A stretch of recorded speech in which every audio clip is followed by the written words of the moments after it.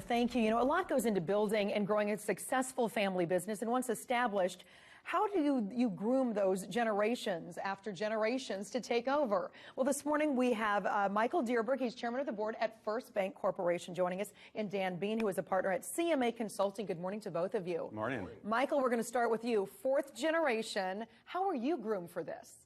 Well, I started at a very early age. So when I was 16, I did a variety of jobs in the company, from being a teller, working in the mailroom, just a variety of jobs. Gave me a great experience. Got me in a situation where I know what it's like to be an employee in the company, not just a family member.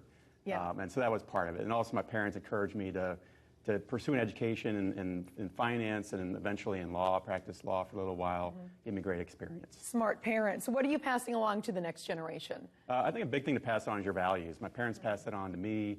I'm trying to pass it on to my kids, make sure they know what's important, that we need to give back to the community as well. Yeah, and Dan, how do you advise families when this is coming up? They need to pass the baton at some point. When should they start? They should start at least 5 years before the current generation wants to step out of operations.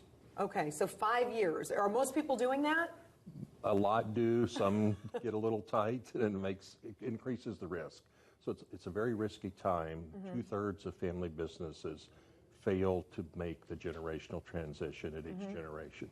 So crunching the timeline increases the risk. It's already a risky proposition, a challenging thing. So let's don't increase the risk. Yeah. Let's get the 5 years. Right. What are some things that they should be doing? So the most important position is to develop someone to be CEO or president. That's the overall leader of the organization. Some families are increasingly open to a non-family CEO, which broadens the pool, but they need to develop that person to be the CEO.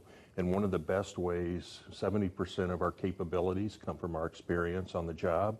So giving them lots of experience working from the bottom up and working across all levels of the organization, very important.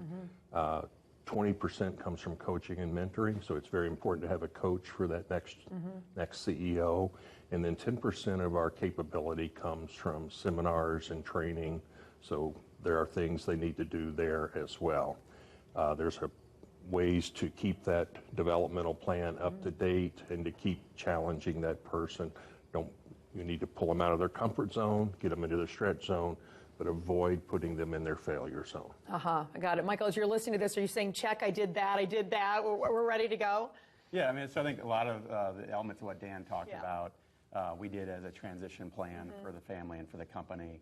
But I would add, too, though, that I think it's not just if you are a family owner, it's what do you as a parent, what are you doing to prepare your children? Because even if you're not in a family business, your children might be.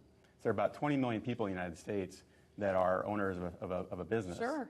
And so there's a lot of things that you can do to get ready and get your children ready for that moment. Yeah, absolutely. All right. Thank you both so much for being with us. Michael Dierberg, Dan Bean, we appreciate it. Thank you. Thank you. All right, stick around. We'll be right back.